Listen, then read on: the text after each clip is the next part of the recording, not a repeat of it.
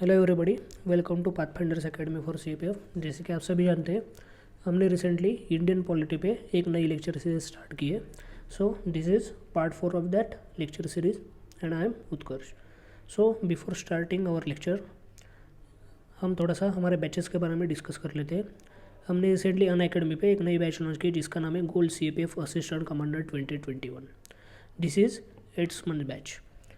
यहाँ पे हमारे well known tutors like x assistant commandant Prashant Jagtap sir, x assistant commandant Divya Gupta ma'am and other well known tutors है। तो जैसे कि आपको पता है, जब आप अनअकैडमी पे एडमिशन लेते हो तो आपको फ़ी पे करनी पड़ती है। अगर उस टाइम आप प्रशांत YT10 ये जो कूपन कोड है या फिर जिसको हम रेफरल कोड कह सकते हैं, ये अगर फ़ी करते टाइम आप यूज़ करते हो तो आपको इंस्टेंटली वहाँ पे 10% डिस्काउंट मिलेगा आपके फ़ी में। इसी के साथ पैरेलली हमने एक और बैच लॉन्च की है जो IB के लिए, जिसका नाम है मिशन IB ACIO 2021। यहाँ पे भी हमारे well known tutors like Divya Gupta ma'am, she is x assistant commandant, उसी के साथ x assistant commandant Prashant Jagtap sir, Nitin Rathore sir and other well known tutors भी है। यहाँ पे भी अगर आप इस बैच को एडमिशन लेते हो और आप फ़ी पे करते हो तो उस टाइम अगर आप प्रशांत YT10 ये जो रेफरल कोड है ये अगर वहाँ पे यूज़ करोगे तो आपको इंस्टेंटली वहाँ पे 10% डिस्काउंट मिल जाएगा। सो इससे पहले के लेक्चर में हमने देखा था how there was the formation of the constituent assembly, उसी के साथ how the constituent assembly worked at the time, who were the heads of the constituent assembly and which functions were perform by constituent assembly. तो basically इस lecture में हम देखेंगे the other functions और the extra part और the extra functions perform by constituent assembly. तो सबसे पहला इसमें constituent assembly ratified the India's membership of the Commonwealth in May 1949। अभी ये चीज़ है क्या कॉमनवेल्थ? तो बेसिकली कॉमनवेल्थ जो है वो सारा एरिया था which was under the empire of the Britain, जो ब्रिटिश लोगों का एम्पायर था पूरे वर्ल्ड में। तो उसके अंडर से जितने भी अलग अलग इंडिपेंडेंट नेशंस तैयार हुए थे, तो उन सारे नेशंस की एक ऑर्गेनाइजेशन बनाई गई थी जिसको कहा जाता है कॉमनवेल्थ। तो before India's independence that organisation was the forceful और the obligatory organisation, but after India got independence this organisation became a voluntary organisation. Okay, आज भी कॉमनवेल्थ जो ऑर्गेनाइजेशन है वो वॉलंटरी ऑर्गेनाइजेशन है and even today India is part of Commonwealth organization. Okay, then it adopted national flag on July 22 1947। सबसे important चीज़ हमारा जो try colour है आज का विथ अशोक चक्र, ये जुलाई 22 1947 में अडॉप्ट किया गया था। Then it adopted national anthem on January 24 1950। जनवरी 24 1950 यानी कि कॉन्स्टिट्यूशन को कमेंस करने से पहले 2 दिन हमने कॉन्स्टिट्यूशन को कमेंस किया है 26 जनवरी 1950 को। ओके, देन उसी के साथ एट द सेम टाइम इसी डे नेशनल सॉन्ग जो था हमारा वो भी हमने अडॉप्ट किया था। National song was adopted on January 24 1950। Then Constituent Assembly also elected Dr. Rajendra Prasad as a first president of India on January 24 1950। यानी कि अगर गौर से देखोगे आप, सो देर आर 3 फंक्शंस और the 3 events happen on January 24 1950। This is important, यहाँ पे directly question form हो सकता है या फिर आपको डायरेक्टली यहाँ पे मैच द पेयर्स में ये चीज़ दी जा सकती है।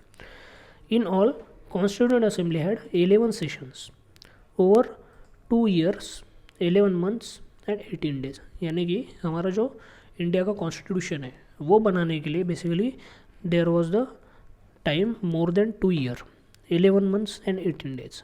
और हमारा जो कॉन्स्टिट्यूशन है उसको फाइनलाइज करने के लिए टोटल कॉन्स्टिट्यूएंट असेंबली के 11 सेशंस लगे थे। Then the constitution makers had gone through constitutions of about 60 countries, यानी कि उस टाइम पे वर्ल्ड में जितने भी इम्पोर्टेंट नेशंस थे उनमें से 60 नेशन को उस टाइम पे चुना गया था। उनके जो रिटर्न कॉन्स्टिट्यूशन थे या फिर कन्वेंशन वाले जो कॉन्स्टिट्यूशंस थे उनका स्टडी हुआ था एंड उसके बाद उनके जो प्रोविजंस होंगे, जो इम्पोर्टेंट चीज़ें होंगी, तो वो इंडिया को एडजस्ट होती है या नहीं होती है, या फिर अगर कोई वहाँ पे इम्पोर्टेंट प्रोविज़न है तो उसको मॉडिफाई करके as per the conditions of the India उनको तैयार किया गया था.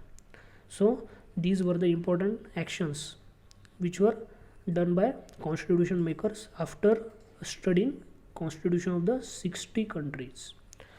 Then the draft constitution was considered for 4 days. 114 दिन के लिए जो कॉन्स्टिट्यूशन का फाइनल ड्राफ्ट था वो कंसिडर हुआ था, यानी कि उस पर आइदर डिस्कशन हुआ था, उसमें आइदर कुछ चीज़ें डाली गई थी या फिर कुछ चीज़ें वहाँ से निकाली गई थी. सो ओवरऑल कंसिडरेशन जो था वो 114 डेज का था. Then the total expenditure incurred on making of the constitution was amount to 64 lakh. यानी कि आज का हमारा जो कॉन्स्टिट्यूशन जो उस टाइम पे बना था, तो उस टाइम जब वो बन रहा था तो उसको बनाने के लिए ओवरऑल टोटल अगर खर्चा देखेंगे, एक्सपेंडिचर देखेंगे, तो वो 64 लाख रुपीज़ था. ओके, देन अभी देखते हैं ड्राफ्टिंग कमेटी की चीज़ है. तो ड्राफ्टिंग कमेटी बेसिकली हमने जो इससे पहले देखा था कि कॉन्स्टिट्यूशन का ड्राफ्ट बनाया गया था. अभी ये ड्राफ्ट जो होता है इसमें क्या होता है, एक काइंड ऑफ फाइनलाइजेशन स्टेटमेंट होता है, फिर फाइनलाइजिंग प्रोविजंस होते हैं पूरे. तो बेसिकली ये जो प्रोविजंस जिन्होंने बनाए थे उस कमेटी का नाम है drafting committee. Okay, then among all the committees of the constitute assembly the most important committee was drafting committee. Committee set up on August 29, 1947. Okay, ये सबसे इम्पोर्टेंट चीज़ है. Then it was this committee that was entrusted with the task of preparing draft of new constitution. सबसे important चीज़, new constitution का draft बनाने के लिए इसी कमेटी को बोला गया था. And there were 7 members of this committee. यहाँ पे 7 मेंबर थे इस कमेटी के. ओके, सो सबसे पहले and one of the most important member of India at that time, doctor B.R. Ambedkar. He was the chairman of the drafting committee. उसके बाद N. Gopalaswamy Iyengar, he was also there. Then Alladi Krishnaswamy Iyer, Dr. K.M. Munshi, then Syed Mohammad Sadullah. These were the 5 important members. पर इसके बाद जो 2 members आते इनमें से थोड़ा सा चेंज हुआ था. जो 6 मेंबर कंसिडर किए जाते, he was N. Madhav Rao. He replaced B.L. Mittal, who resigned due to ill health. यानी कि इससे पहले अगर देखेंगे जब ड्राफ्टिंग कमेटी फॉर्म हुई थी तो उस टाइम पे 6th मेंबर थे B.L. Mittal, but due to his ill health N. Madhav Rao जो थे उन्होंने रिप्लेस किया था B.L. मित्तल को. उसी के साथ T.T. कृष्णमाचारी जो थे, he was a 7th member, but actually the 7th member was D.P. Khaitan, but he died in 1948. तो उसकी वजह से वो सीट जो थी या फिर वो 7th मेंबरशिप वैकेट हो चुकी थी और वहाँ पे T.T. कृष्णमाचारी को अपॉइंटमेंट दिया गया था. Then the drafting committee, after taking into consideration the proposal of various committees, prepared the first draft of Constitution of India. यहाँ पे फर्स्ट ड्राफ्ट बनाया गया था. अभी यहाँ पे आप देखोगे देयर वर 2 ड्राफ्ट्स. ओके, तो उसमें का ये फर्स्ट ड्राफ्ट है, first draft of the constitution which was published in February 1948. इसके बाद फिर से सेकंड ड्राफ्ट भी बनाया गया था. Then the people of India were given 8 months to discuss the draft and propose amendments. ये सबसे इम्पोर्टेंट खूबी थी या फिर कैरेक्टरिस्टिक थी या फिर स्पेशलिटी थी कि ये जो पहला ड्राफ्ट था ये उस टाइम के पीपल ऑफ इंडिया जो थे पूरे, स्पेशली पढ़े लिखे वाले, उनके लिए भी, और एज वेल एज जो उस टाइम पे इतने पढ़े लिखे भी नहीं थे, जिनको हम टोटली इलिटरेट भी नहीं बोल सकते, बट बीच वाले लोग, तो ऐसे लोगों के लिए भी ये ड्राफ्ट जो था डिस्कशन के लिए ओपन था. और यहाँ पे in the light of the public comment, criticism, suggestion, the drafting committee prepared a second draft. यहाँ पे सेकंड ड्राफ्ट बनाया गया था. इससे पहले हमने यहाँ पे देखा था there was the first draft which was prepared by drafting committee, और यहाँ पे सेकंड ड्राफ्ट बनाया था. कब बनाया गया था? आफ्टर पब्लिक कमेंट्स, पब्लिक का क्रिटिसिज्म एंड सजेशंस, इन दोनों को मिला के, which was published in October 1948. अक्टूबर 1948 में सेकंड ड्राफ्ट बनाया गया था और February 1948 में फर्स्ट ड्राफ्ट बनाया गया था. डायरेक्टली क्वेश्चन आने के चांसेस है, ये डेट्स याद रखो. Then the drafting committee took less than 6 months to prepare its draft.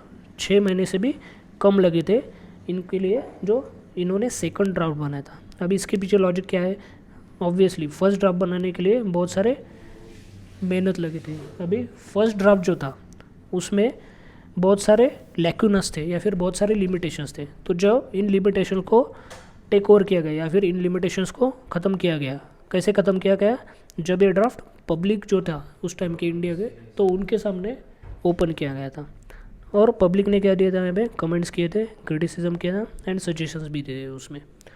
तो उसकी वजह से ये जो सेकंड ड्राफ्ट था वो बनाने के लिए ज़्यादा कुछ एफर्ट नहीं लगे थे। That's why less than 6 months this draft was prepared. Okay, and in all it sat only for 141 day, यानी कि सेकंड ड्राफ्ट जो था वो जब कंसिडर हुआ था it was considered for only 141 days.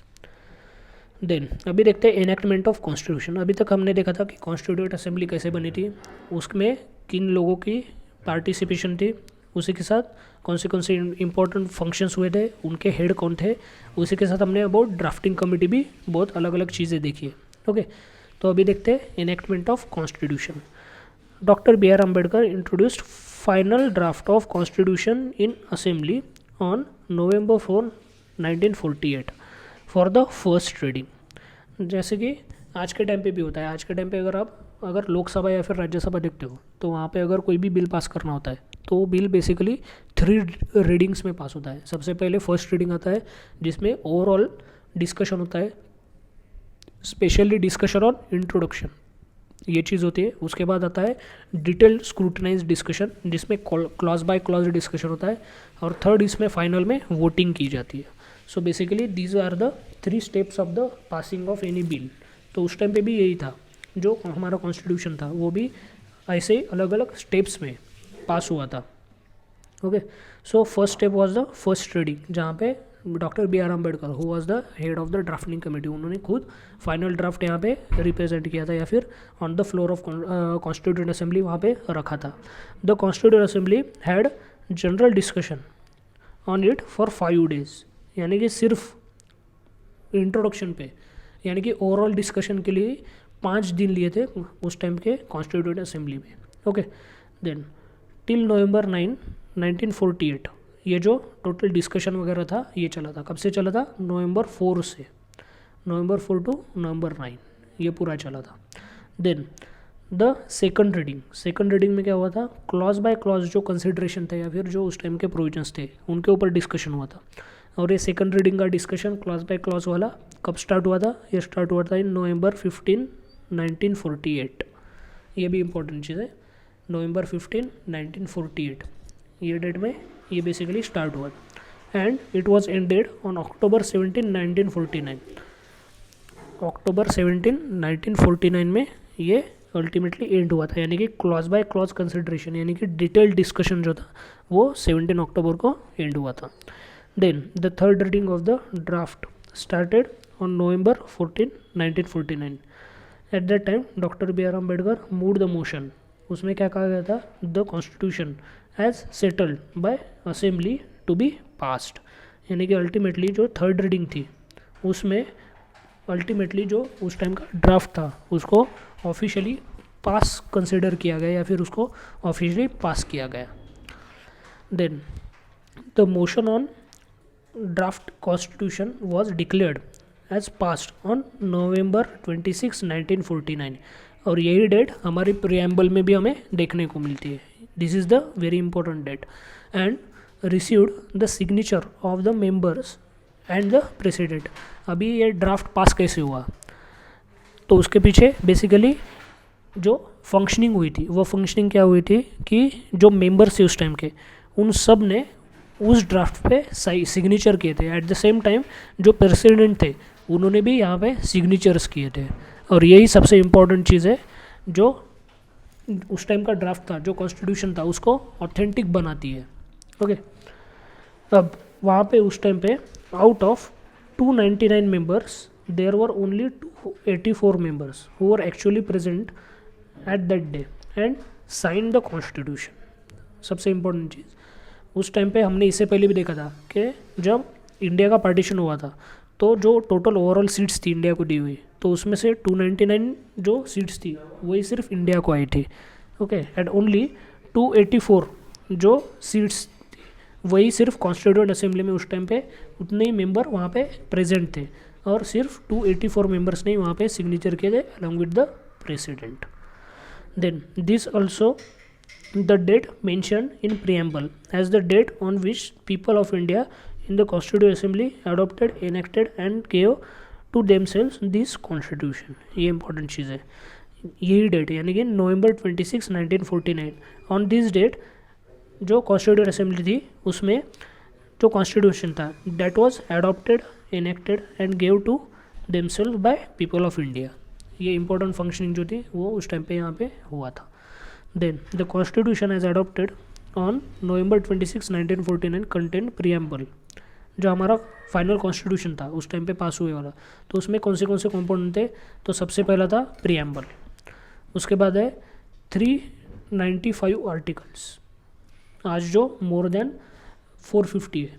Okay, and 8 schedules जो आज 12 शेड्यूल्स है. तो इतना बड़ा कॉन्स्टिट्यूशन जो था वो उसके फाइनल फॉर्मेट में ऑन November 26, 1949 पास हुआ था. Then the preamble was enacted after entire constitution was already enacted. यानी कि जो preamble जनरली जिसको कंसिडर किया जाता है द फर्स्ट पेज और the first part of the document और द कॉन्स्टिट्यूशन, वो एक्चुअली सबसे लास्ट में पास होता, and that's why it is important. तो इसकी वजह से इसमें कंसिडर ये किया जाता है कि the preamble is the whole crux of constitution. Okay, so preamble was passed in the end.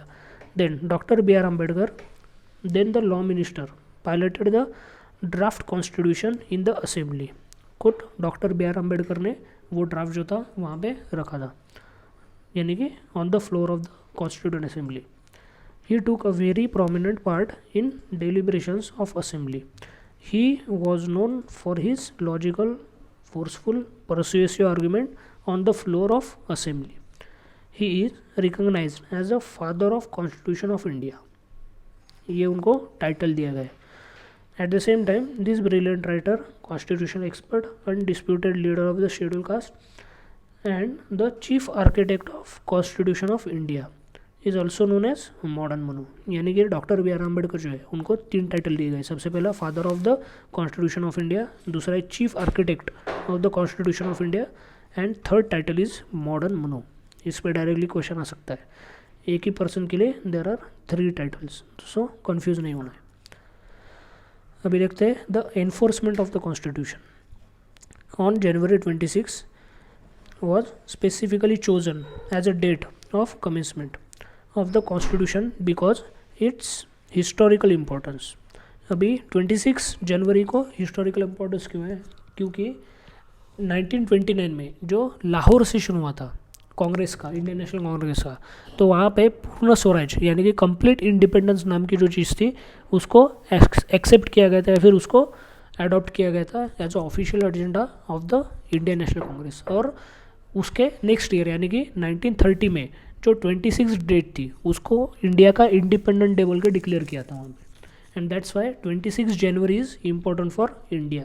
और उसकी वजह से जो इन्फोर्समेंट था कॉन्स्टिट्यूशन का वो भी इसी डेट पे होने वाला था. Then it was on this date in 1930 that Purna Swaraj day was celebrated following the resolution of the Lahore session जो हुआ था दिसंबर 1929 में ऑफ द INC.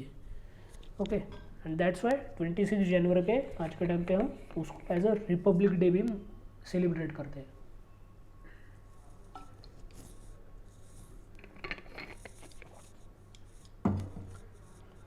उसके बाद देखते हैं मेजर कमिटीज़. अभी हमने देखा हमारा कॉन्स्टिट्यूशन तो बन गया, उसके बाद जब कॉन्स्टिट्यूशन बन गया तो वो जो असेंबली थी जिसको हम इससे पहले कॉन्स्टिट्यूएंट असेंबली कहते थे, तो उसका रोल अभी चेंज हो गया and this became the new parliament of the India.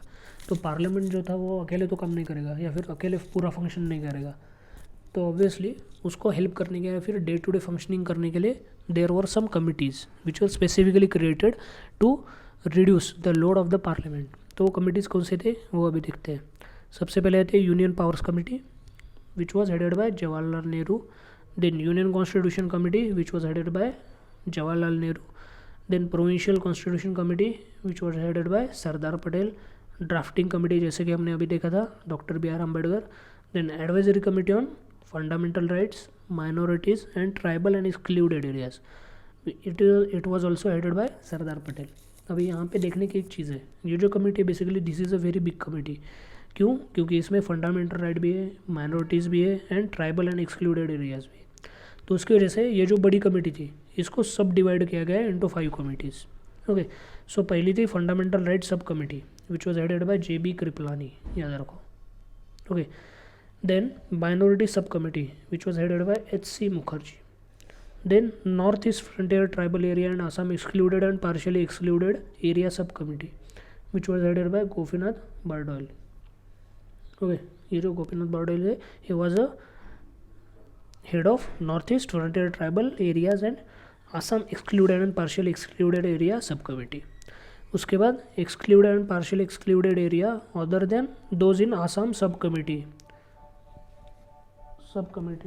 ये जो था basically this was headed by AV Thakkar, this was headed by basically AV Thakkar.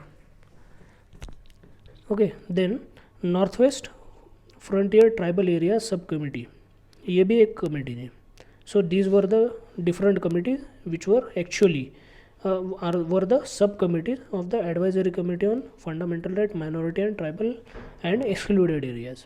Okay, उसके बाद rules of procedure committee which was headed bye Rajendra Prasad, doctor Rajendra Prasad, he was also president at that time.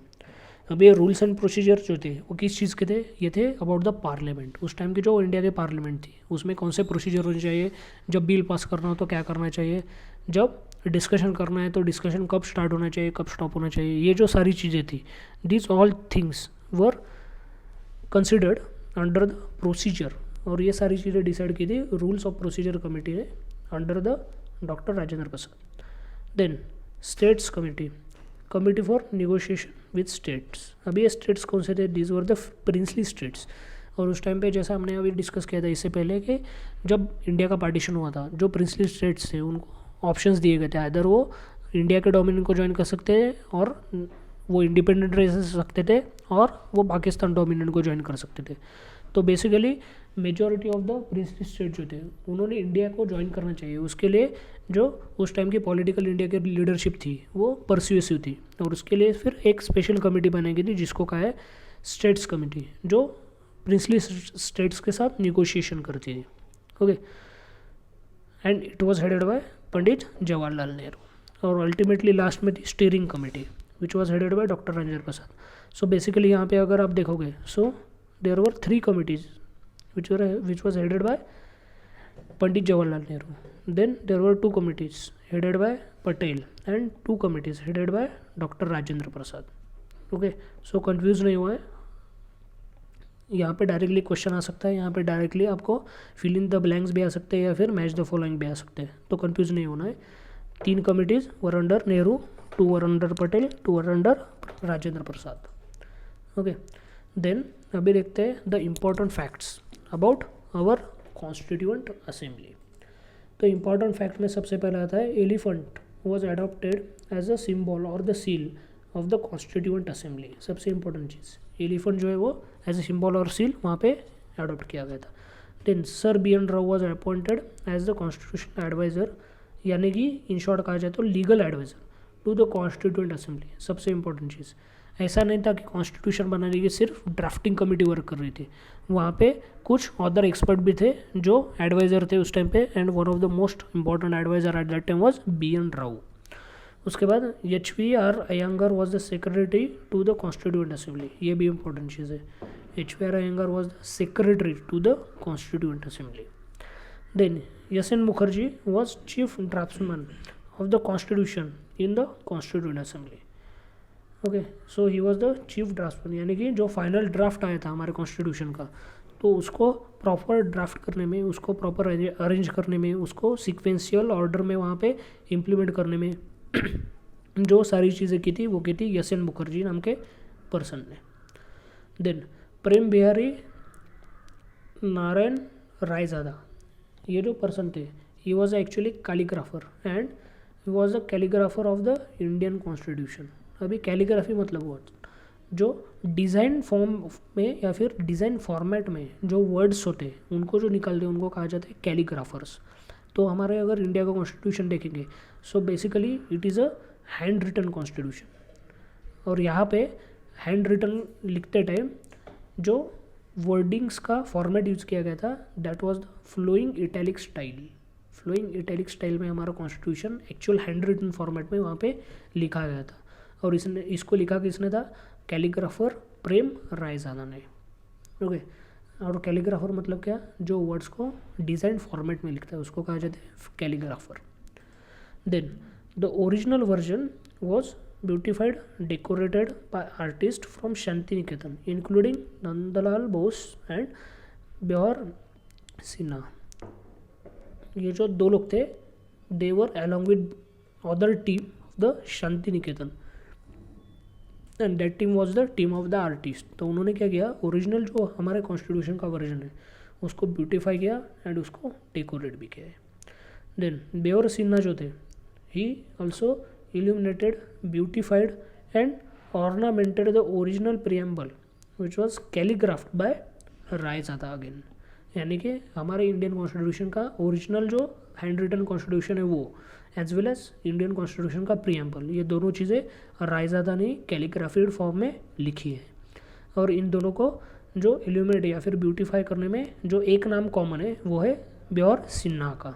Okay, so this is the important thing, directly इन पे भी question आ सकता है, so you need to remember this things. उसके बाद the calligraphy of the Hindi version of the original constitution was done by Vasant Vaidya and elegantly decorated and illuminated by Nandlal Bose. यानी कि यहाँ पे भी नंदलाल बोस जो है उन्होंने फिर से जो हिंदी वर्जन था हमारे कॉन्स्टिट्यूशन का उसको कैलीग्राफी के या फिर जिसको बोल सकते हैं कैलीग्राफी के बाद डेकोरेशन एंड इल्यूमिनेशन, ये दोनों चीज़ें नंदलाल बोस ने की थी। बट एक्चुअल यहाँ पे हमने पहले देखा था रायजादा ने इंग्लिश वर्जन कैलीग्राफी किया था, और जो हमारे कॉन्स्टिट्यूशन का हिंदी वर्जन था इट वाज कैलीग्राफिड बाय वसंत वैद्य। यहाँ पे फिर से नंदलाल बोस जो है इनका नाम कॉमनली आता है दोनों भी तरफ। Okay, then here you can see the symbol or the seal of the our constituent assembly.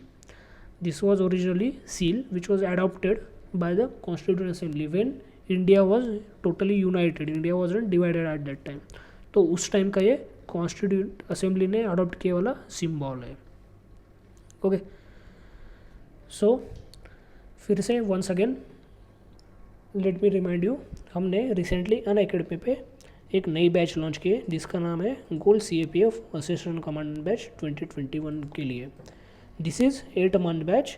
यहाँ पे हमारे well known tutors like x assistant commandant Prashant Jagtap sir, x assistant commandant Divya Gupta ma'am and other well known tutors भी है। और जैसा कि हमने पहले देखा था, अगर आप अनअकैडमी पे ये जो कोर्स ज्वाइन करते टाइम फ़ी पे करते हो और वहाँ पे आप प्रशांत YT10 नाम का ये रेफरल कोड या फिर कूपन कोड यूज़ करते हो तो आपको वहाँ पे इंस्टेंटली 10% डिस्काउंट मिलेगा। ओके, उसके बाद हमने इससे पहले भी देखा था, हमने पैरेलली मिशन IB ACIO 2021 ये भी बैच लॉन्च की है। यहाँ पे भी हमारे well known tutors like x assistant commandant Divya Gupta ma'am, x assistant commandant Prashant Jagtap sir, Nitin Rathore sir and other well known tutors भी है। यहाँ पे भी जब आप फ़ी पे करोगे इस कोर्स के लिए या फिर ये कोर्स ज्वाइन करने के लिए, तो उस टाइम अगर आप प्रशांत YT10 ये जो रेफरल कोड है या फिर जिसको हम कूपन कोड भी कह सकते हैं, ये अगर आप यूज़ करोगे तो आपको इंस्टेंटली वहाँ पे 10% डिस्काउंट मिल जाएगा। Okay, so these are the 2 batches which are currently running on Unacademy and I hope आपको आज का लेक्चर समझ में आया होगा। आगे के लेक्चर के लिए stay tune and thank you.